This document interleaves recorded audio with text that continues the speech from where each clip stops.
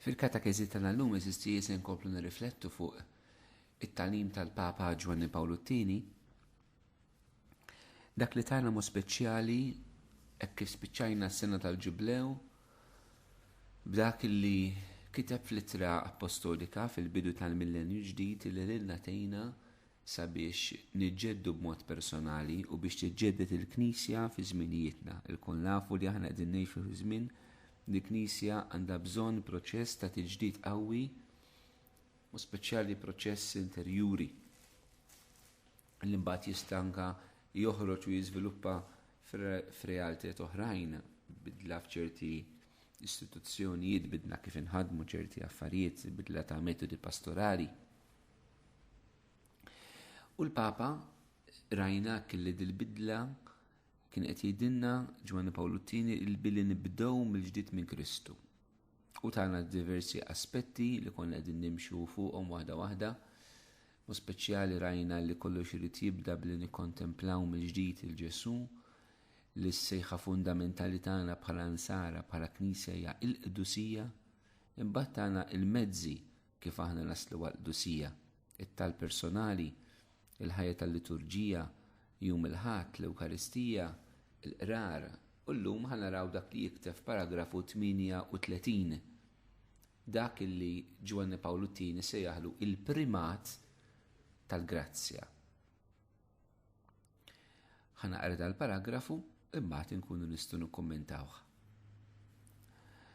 Jekk fl-ippjanar li qed jistenniena nimpenjaw ruħna b'aktar fiduċja għall-attività pastorali li tagħti lit-talb, kemm dak personali kif ukoll dak komunitarju, il-post li jixraqlu nkunu qegħdin inħarsu prinċipju essenzjali tal-viżjoni nisranija tal-ħajja, il-primat tal-grazzja. Hemm tentazzjoni li toħodna dejjem kontra kull mixi spiritwali u pastorali. Dik li r-riżultati jiddependu minn kemm għandna ħila naħdmu u nippjanaw. M'għandniex xi ngħidu huwa Alla jistenna li nwieġbu għall-grazzja li jagħtina u għalhekk jistedinna biex nużaw l-intelliġenza u l-enerġija kollha tagħna biex naqdu s-sarna tagħha. Imma nkunu tlifna kollox jekk ninsew li mingħajr Kristu ma nistgħu nagħmlu xejn. Huwa t-talb li jorbotna birbizzot ma' din il-verità. Ifakkarna dejjem fil-primat ta' Kristu u faqda miegħu fil-primat tal-ħajja spiritwali u tal-qdusija. Jekk dan il-prinċipju ma jkunx imħares, għandna x'nistaġbu naraw il-pjani pastorali jisfaw fix-xejn u jħallina skoraġġiti u frustrati. Imbagħad naqsmu l-esperjenza tad-dixxipli meta l-Evanġelju jirrakkonta l-miraklu tal-qabda tal-ħut. Għamilna li l-sieħ nitħabtu u ma qbadna xejn. Dan hu l-waqt tal-fidi, tat-talb, tal-konverzazzjoni tagħna ma' Alla biex niftħu qalbna għal qawwa tal-grazzja u nħallu l-kelma tagħha tgħaddi bil-qawwa tagħha kollha dukin altum aqdef il-barra fil-fond. Dakinhar li Pietru li lissen il-kelma tal-fidi imma laqiet tgħid int ħankala xbik. Fil-bidu ta' dan il-millenju ħallu l-suċċessur ta' Pietru jistieden lill-Knisja kollha biex tagħmel dan l-att ta' fidi li jissarraf f'impenn imġeddet għat-talb. Eżistijaj kliem li huwa ħafna reali, mu speċjali għal min involut profondament fil-ħajja pastorali, kelma li rridu nħalluha nerġgħu nisimgħuha u tidwi fil-qalb tagħna, mu speċjali s-saċerdoti, l-isfijiet, il-membri taħħa konsagrata, il-lajċi impenjati, komunitajiet ta' evanġelizzazzjoni. Kull minnu b'xi mod involut b'ħerqa kbira sabiex jevanġelizza. Sabiex jifittex il-minu għal-bot, il-minu fil-periferija, sabiex jiltaqa ma' min ma jemminx biex iwassallu l-Ġesu Kristu fil-ħajja tiegħu. Il-Papa qiegħed jagħmilha ċara. L-ewwel ħaġa l-Papa qed jgħidilna illi aħna jeħtieġ mhux qal m'hemmx għalfejn nagħmlu pjanijiet pastorali. Din anka jgħidha fil-bidu ta' din-littra. Xi kuntant f'din-littra tal-Papa toħroġ dejjem din it-tensjoni bejn il-pjanar pastorali u s-sejħa l-qudusija li tippjana pastoralment jgħid ma kif tista' tippjana pastoralment kif il-bniedem issir qaddis. Għax dan hu pjan li taħalla lilna mhux aħna nippjanawlu. Issa qed jgħidilna isma' il-pjanijiet tagħna pastorali jridu jkunu għaliex aħna rridu nwieġbu bl-intelligenza tagħna. Imma appuntu il-pjan pastorali huwa tweġiba. Mhuwiex pjan li nagħmlu aħna fid-djoċesi fl-assembleja parrokjali biex imbagħad naraw dan il-pjan kif ħanatwawh. Ġwani Pawlu t-tieni jgħidilna il-pjan pastorali tagħna huwa tweġiba għat-talb. Mela aħna fit-talb nfittxu biex ngħidu hekk il-mulej fejn qed jibgħatna x'iridna nagħmlu, imbagħad il-pjanifikazzjoni pastorali toħroġ mill-esperjenza tat-talb. Issa l-ewwel ħaġa li qed jgħid il-Papa li f'kull ħidma pastorali irid ikun hemm dik li hija il-primat tal-grazzja, il-primat ġifieri dik li tiġi l-ewwel qabel kollox u dik li tiġi l-ewwel qabel kollox hija l-grazzja. Il-grazzja tiġi l-ewwel qabel kollox fil-qalb ta' min jevanġelizza għaliex ħadd ma jista' imur jevanġelizza minnu nnifsu, tkun mibgħut minn Ġesu mela l-grazzja li taħdem fik. Il-primat tal-grazzja qiegħda anke f'min nevanġelizzaw. Huwa Alla li jaħdem fil-qlub tan-nies, mhux aħna. Mhux aħna, huwa Alla li jaħdem fil-qlub tan-nies, mhux aħna. Mela anke l-primat tal-grazzja fil-qlub tagħhom. U l-primat tal-grazzja fil-metodi pastorali tagħna. Li aħna rridu nkunu konvinti li mhux tant il-metodi tagħna illi jaħdmu, dawk huma b'istrumenti. Dak li jaħdem hija l-grazzja tal-Ispirtu Santu li jmiss il-qlub tan-nies. Din hi l-primat tal-grazzja. Anqas kif nifhimha jiena nirrifletti fuq dan il-kliem tal-Papa. Mela l-primat tal-grazzja fil-qalb tal-evanġelizzatur, il-primat tal-grazzja f'min qed jiġi evanġelizzat u l-primat tal-grazzja fil-metodu pastorali tagħna. U l-Papa jkellimna minn tentazzjoni. Issa il-Papa di qed jgħidha minn tentazzjoni u jekk tentazzjoni aħna rridu nġildula. Jekk tentazzjoni aħna ma ridux inġedu għaliha. Jekk tentazzjoni iridu navitawha u naħarbuha. U x'inhi din it-tentazzjoni?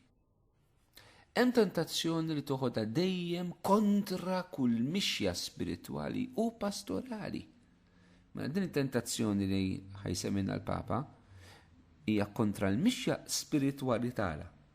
Billi hija kontra l-ħajja fl-Ispirtu Santu li aħna ngħixu. Kontra l-ħajja ta' Alla ġewwa fina allura. U kontra kull mixja pastorali, mela kontra kull proġett ta' evanġelizzazzjoni. X'inhi din it-tentazzjoni? Nikwota tal-Papa Giovanni Paolo II. Dik li r-riżultati jiddependu minn kemm għandna ħila naħdmu u nippjanaw. Din eżistijaj jiena nemmen illi tħollu torbot ħafna affarijiet. Li r-riżultati mela is-suċċess mela kemm għandha suċċess l-evanġelizzazzjoni tagħna tiddependi aħna naħsbu mill-kapaċitajiet tagħna minn x'namlu aħna, minn x'inhu possibbli għalina, minn kemm kapaċi aħna naħdmu għandna l-ħila li naħdmu u kemm aħna għandna nippjanaw. Din hija tentazzjoni għaliex nieħdu l-affarijiet Alla bidejna.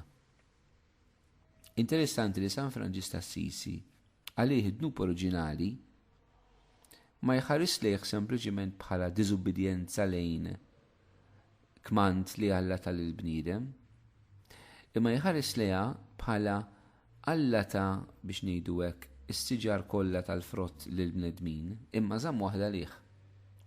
U l-bniedem irid jagħmel tiegħu dak li hu ta' Alla. Għal San Franġis dan huwa dnub oriġinali li aħna kontinwament nappropjaw nagħmlu tagħna dak li hu ta' Alla. U l-faqar Franġiskan propju jaħdem bil-maqlub li jinti trott kollox lura l-Alla u qatt ma tagħmel xejn tiegħek għaliex kollox hu tal-mulej. Issa meta aħna naħsbu li biex nevanġelizzaw hija l-ħila tagħna huma l-pjanijiet tagħna huma l-proġetti tagħna, allura din neħtlu f'din id-dnub, f'din it-tentazzjoni illi qed nagħmlu ħaġa li ta' Alla għax Alla biss jista' jagħmel is-suċċessi pastorali qed nagħmluhom tagħna. Ovvjament dan jagħtina viżjoni ta' x'inhi Knisja. Knisja mhijiex istituzzjoni mhux governattiva NGO, il-Knisja mhix xi industrija, xi fabbrika li tipproduċi prodotti jismu Ġesu Kristu biex nimmarketjaw lin-nies. Il-Knisja hija komunità ta' fidi, realtà divina, realtà ta' Alla. U allura profondament fil-qalb tagħha mhijiex aħna li nagħmlu l-affarijiet, huwa l-Ispirtu Santu li jagħmel l-affarijiet. Dan ma jfissirx però li aħna ma nagħmlux il-parti tagħna. Però naqqas ifisser li nagħmlu overemphasis fuq il-parti tagħna, fuq xi għandna nagħmlu aħna. Ġwanni Pawluttini stess jgħidilna ħanni kwota, m'għandniex ngħidu huwa Alla jistenna li nwieġbu għall-grazzja li jagħtina u għalhekk jistedinna biex nużaw l-intelligenza u l-enerġija kollha tagħna biex naqdu is-saltna ta' Alla. Ġifieri iva, aħna rridu nużaw l-intelligenza li pjanar u s-saħħa kollha tagħna li naħdmu. Mela rridu nippjanaw pastoralment, irridu naħdmu. Il-qaddisin ma kinux happy go lucky.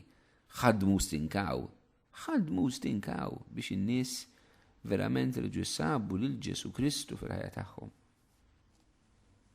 Imma kollox jitlaq mill-grazzja. U di irrid ikonna din il-konvinzjoni, kollox jitlaq mill-ħidma tal-Ispirtu, kollox. Komplijt il-Papa imma nkunu tlifna kollox, u hija kelma qawwija li tgħid tlift kollox, jekk ninsew, u hekk jikwota l-Ġesu, kapitlu San Ġwan 15:5, jekk ninsew li mingħajr Kristu ma nistu nagħmlu xejn. Mhux xi ħaġa, xejn. Xejn fis-sens li ngħinu n-nies biex isalvaw, li jiftħu qalbhom għas-salvazzjoni. Li mingħajr Kristu ma nistu nagħmlu xejn. Nkunu tlifna kollox eżisti. Mela inti tista' jkollok l-isbaħ għaqda, l-isbaħ grupp, l-isbaħ moviment, l-isbaħ irtir, l-isbaħ konferenzi, l-isbaħ outreaches, l-isbaħ evangelizzazzjoni, imma jekk tinsa li mingħajr Ġesu ma tista' tagħmel xejn, Ġwanni Pawluttini qed jgħidlek int diġà tlift kollox. Diġà tkun tlift kollox jekk tinsa li mingħajr Ġesu ma tista' tagħmel xejn. Issa x'jista' jżommna f'din il-verità tal-primat tal-grazzja li kollox jibda bil-ħidma tal-Ispirtu Santu. Ġwanni Pawluttini jgħidilnek, huwa talb li jorbotna birbit sod ma' din il-verità. Ifakkarna dejjem fil-primat ta' Kristu u faqda miegħu fil-primat tal-ħajja spiritwali tal-Dusija. Huwa talb li jorbotna birbit sod ma' din il-verità kemm hija kelma qawwija. It-talb li jorbotna birbit sod ma' din il-verità. Mela il-Papa qed jgħid irbit sod għax jista' jkun rabta mus-soda. Ġifieri jista' jkollna affarijiet li aħna għal ftit mumenti nemmnu li bil-grazzja tat-talb l-affarijiet ridu jsiru, però dik mhijiex rabta soda li nemmnu li bil-grazzja tal-Alla hekk temmina għal ftit mumenti. It-talb u t-talb konsistenti tiegħek. U hawnhekk iridu ġenwinament nistaqsu lil nfusna l-kol kemm aħna. Il-kol kemm aħna, mu speċjali s-saċerdoti li huma frontliners fil-ħidma pastorali u fil-evangelizzazzjoni. Kemm aħna nies ta' talb. Kemm aħna nies ta' talb. U din iridu nistaqsuha bis-serjetà. Jekk aħna aħniex maqbudin f'xibka ta' ħafna affarijiet pastorali li forsi pjanajna aħna mingħajr ebda discerniment, mingħajr ma saqsejna l-muli jridhomx dawn l-affarijiet. U issa aħna stess maħniex liberi, qegħdin marsusin u l-ħin biex nitolbu fil-verità mhux qiegħed hemm. Jekk din is-sitwazzjoni għal-oħra aħna qegħdin fingan tax-xitan fil-Knisja. Allura inti bħala saċerdot qiegħed fingan tax-xitan fil-mixja u fil-ħajja tiegħek. Int bħala evangelizzatur tista' tkun leader ta' grupp, leader ta' għaqda, movement, involut li torganizza ħafna affarijiet biex tevangelizza, imma jekk inti r-realtà tal-ħajja tat-talb tiegħek tnaqret, allura l-ħidma tiegħek il-probabilità tisfa' xejn u qed tgħix f'gidba u ingannat. Irridu eżistien jieħdu deċiżjonijiet konkreti u radikali.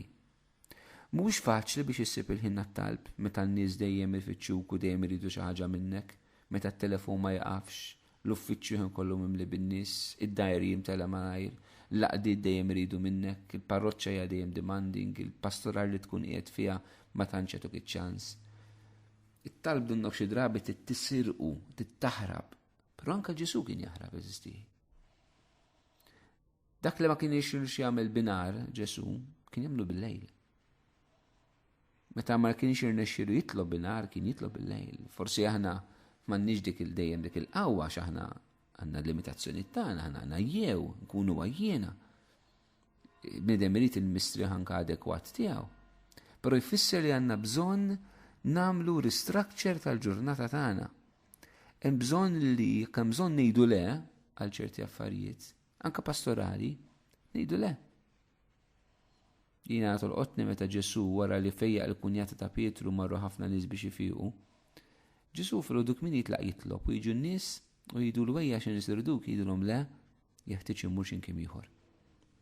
Ġesu qal le il-min riedu. Għaliex ma kienx immexxi min-nies Ġesu. Ġesu kien mexxi mir-relazzjoni mal-Missier. Anka jekk din fajnejn in-nies xi drabi ma ġbethomx, qalulu ejja rriduk aħna. Għallhom le, jeħtieġ jimur f'post ieħor għax jiena lek rixt. Imma hawnhekk juruna eżisti l-mulej Ġesuwa ta' dawl kbira li jiena fil-mixja pastorali tagħna. Jekk aħna ħniex immexxijin mill-bżonnijiet tan-nies, jew aħna ħniex immexxijin mill-Missier fil-ħajja tagħna. Li nkunu fejn Alla jridna mhux fejn in-nies jriduna. Jekk naqtaw it-talb eżistijaj nitilfu din is-sensitività spiritwali, din il-grazzja u din il-qawwa ta' disċerniment. Il-bat il-Papa jagħmilha ċara. Jekk dan il-prinċipju ma jkunx imħares, għandna lix nistaġbu, naraw il-pjanijiet pastorali tagħna jisfaw fix-xejn u jħalluna skoraġġiti u frustrati. Papa jagħmilha ċara. Imma l-fejn tistaġeb illi il-ħidma tagħna ma tħallix frott jekk aħna nies li ma nitolbux. Forsi hawnhekk wasal il-mument li saqsu nifqu ngorru ngħidu ma n-nies ma jridux jafu, n-nies ma jridux jiġu. Jiena naħseb illi rridu noqogħdu attenti ma nwaħlux dejjem fin-nies. Għalkemm din hija vera, n-nies ma jridux jafu ma jridux jiġu, ġifieri mhux qed ngħid illi ma nħarsux lejn realtà kif inhi. Pero xkultant li namlu mistoqsija oħra. Illi ma trix tkun biss ma forsi l-metodi tagħna huma żbaljati, anke dik irridu nistaqsuha. Għax jista' jkun li l-metodi tagħna llum huma żbaljati f'ċerti affarijiet. Irridu nistaqsu wkoll profondament. Jista' jkun jiena li l-ħajja pastorali tiegħi mhix tħalli frott għax jien m'iniex nitlob. Għax jien qed nibni fuqi fuq il-qawwa tiegħi. għax jien minix qed nibni fuq il-qawwa tal-Ispiritu Santu u dan billi jien minix qed nitlob. U il-Papa jgħalaq billi jagħtina l-esperjenza ta' Petru. Petru li darba mill-lejl jgħid għamilna li l-sieħ nitħabtu ma badna xejn. U din kemm hija kelma eżisti li forsi nistgħu aħna, ili sena norganizza affarijiet fil-parroċċja u kollu għal xejn. Ili snin nara x'nagħmel u kollu għal xejn. Għajjejt, ġbajt, tajt qalbi, skoraġġut, sfinit issa, mhux worth it. Jew inkella tissetilja u tgħid nibqa' nagħmel hekk u full stop. Aħna ngħaddu minn din l-esperjenza li anke Petru għadda minnha. Imma l-Papa qed jiftaħna għal kelma ta' Ġesu illi twassal il Petru biex jaġixxi fuq il-fidi fuq il-kelma ta' Ġesu. Meta jgħidlu itfax bik in-naħa l-oħra, aqda fil-barra fil-font, duk inaltum. Imma aħna mhux aħna niddeċidu fejn se naqtfu, il-fejn ħanitfu xbik. Irridu nissimgħu il-mulej jgħidilna fejn ixbik, irridu nitfgħuh. U din eżisti jrid ikun proċess profond ta' talb u dialogu. Talb ma' Alla u dialogu bejnietna biex nisimgħu mal-mulej fejn iridna nitfu xbik. Għax hemmhekk ħassib il-grazzja tal-Alla. Aħna jista' jkun qed nitfu xbik x'imkien fejn Alla mhuwiex qed jaħdem. Mhux il-mument. Iġbik iridu nitfuhom fejn Alla qed jgħidilna għax hemmhekk ħansibu l-grazzja tiegħu. Hemmhekk se jrid insibu l-qawwa tiegħu. Hemmhekk se nsibu dak li hu iridna nagħmlu. U allura eżisti jridu għalhekk iridu nitolbu. It-talb huwa is-smigħ tal-kelma. Il-kelma fl-iskrittura manka l-kelma mhix miktuba, l-kelma talla f'qalbi u l-kelma talla fil-ġurajiet. Aħna l-kelma talla nsibuha l-ewwel qabel kollox fil-iskrittura mqazza, nsibu l-kelma talla fil-ħolqien, nsibu l-kelma talla fil-qalb tagħna, nsibu l-kelma talla fil-ġurajiet tagħna li ngħaddu minnhom, u nsibu l-kelma talla permezz ta' persuni oħrajn huma l-5 modi kif aħna nissimgħu il-mulej kellimna. Fakkarhomkom, irridu nisimgħu il-kelma fil-Bibja, il-kelma fil-ħolqien, il-kelma fil-ġrajiet storiċi tagħna, il-kelma permezz ta' persuni oħrajn li jista' jkollhom profezzija għalina, kelma tal-mulej għalina, u l-kelma talla fil-qalb tagħna. Huwa 5 modi kif aħna nissimgħu din il-kelma. Nirrepetihom għax huma importanti biex nagħmlu discerniment. Il-kelma fil-Bibja, il-kelma fil-ħolqien, il-kelma fil-ġrajiet storiċi, il-kelma fil-komunità permezz ta' persuni oħrajn u l-kelma fil-qalb tagħna. Nisma' l-mulej kellimni li x'għandi nagħmel biex sempliċiment jiena biss fil-qalb tiegħi. Imma daw il-modi kollha kif Alla jitkellem fil-ħajja tagħna. U nisimgħu x'qed jgħidilna, però jekk inti dejjem għaddej qatt ma taqaf titlob, qatt ma taqaf tagħmel discerniment, qatt ma taqaf tara imma il-mulej x'qiegħed jgħidli fejn qed jibgħatni hu, mhux fejn irid imur jien. Allura mhux se nsibu l-grazzja, mhux ħanaraw il-frott. U Ġwanni Pawlutini qed jgħidilna biex nagħmlu din il-qabża tal-fidi mmorru fejn il-mulej qiegħed jibgħatna. Nagħlaq billi jgħid fil-bidu tal-millenju ħallu s-suċċessur ta' Petru ġifieri il-Papa jistieden lill-Knisja kollha biex tagħmel dan l-att ta' fidi li jissarraf f'impenn ġedda tat-talb. Mela jew naraw il-ħajja pastorali kollha tagħna, l-evanġelizzazzjoni tagħna, it-tiġdid kollu tal-Knisja ikun mibni u msawwar fuq ħajja intima mal-mulej Ġesu fit-talb.